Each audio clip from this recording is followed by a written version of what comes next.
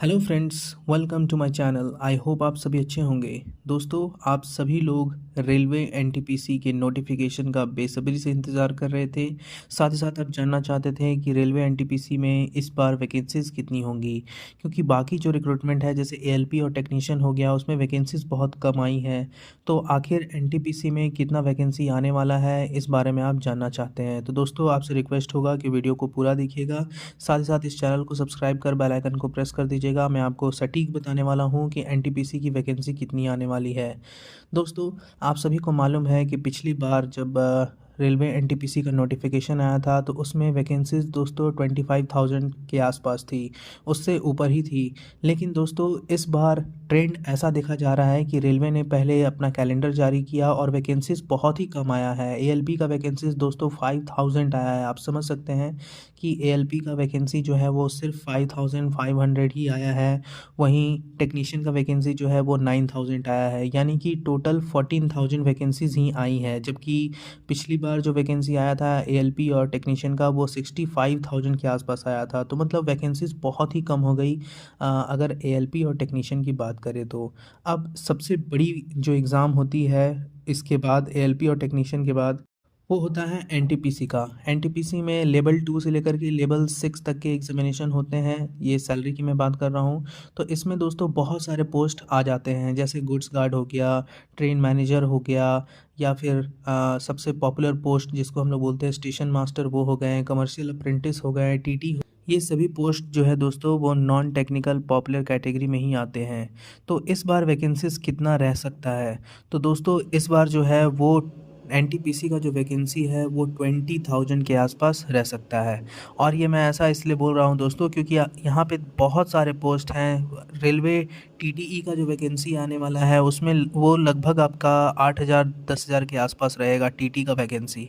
तो ऐसे में देखा जाए तो बाकी वैकेंसीज जो है वो मिला जुला कर, गुड्स गार्ड हो गया और फिर बाकी जो वैकेंसी है उनको मिला लिया जाए तो मेरे हिसाब से 20,000 प्लस ही वैकेंसी रहेगी। इतनी ही वैकेंसी रहनी चाहिए।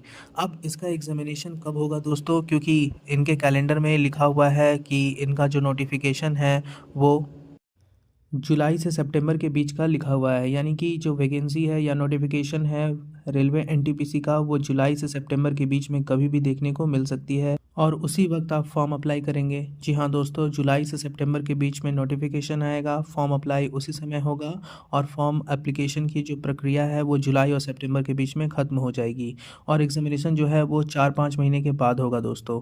अब बात करते हैं कि इसका जो एग्ज़ामिनेशन पैटर्न रहेगा, क्या उसमें बदलाव होगा? तो जी हाँ दोस्तों, उसमें बदलाव होने के चांसेस लग रहे हैं। हालांकि मैं दावा नहीं कर रहा हूँ कि बदलाव होंगे ही, लेकिन अगर आप टेक्नीशियन का नोटिफिकेशन देखें तो उसमें सीबीटी, एक ही सीबीटी की बात की गई है। तो हो सकता है कि एनटीपीसी में 2 सीबीटी हो, उसके बाद फिर उसमें कुछ और बदलाव हो जाए, जैसे साइको टेस्ट होता है, या फिर एक सीबीटी और प्लस साइको टेस्ट, ऐसा कुछ हो सकता है। तो चांसेस लग रहे हैं कि बदलाव हो जाएंगे, लेकिन जो नोटिफिकेशन आएगा ऑफिशियल वाला तो उसी पर आप बिलीव कीजिएगा, बाकी पर आप बिलीव मत कीजिएगा।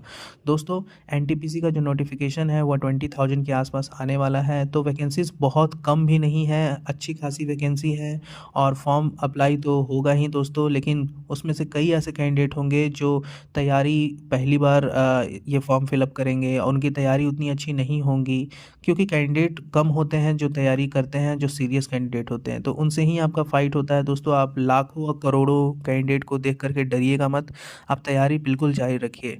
आप सभी को मालूम है कि रेलवे एनटीपीसी का जो गेम चेंजिंग सब्जेक्ट है वो जीए है, जो कि 40 क्वेश्चंस आते हैं।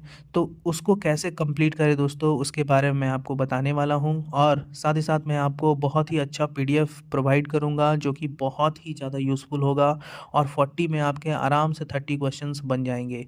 तो दोस्तों, आप इस चैनल पर बने रहिए, इस चैनल को सब्सक्राइब कर लीजिए। आपको मालूम होगा कि पिछले बार भी मैंने बहुत ही यूज़फुल वीडियोज़ आपको दिए थे, चाहे वो रेलवे ग्रुप डी से रिलेटेड हो या रेलवे एनटीपीसी से रिलेटेड हो। इसीलिए आप इस चैनल पर बने रहिए और चैनल को सब्सक्राइब कर अपने बेल आइकन को प्रेस कर दीजिएगा और अपने दोस्तों के साथ भी इस चैनल को शेयर कीजिएगा। आने वाले समय में बहुत यूज़फुल वीडियोज़ मैं डालने वाला हूँ। Thank you so much for watching this video.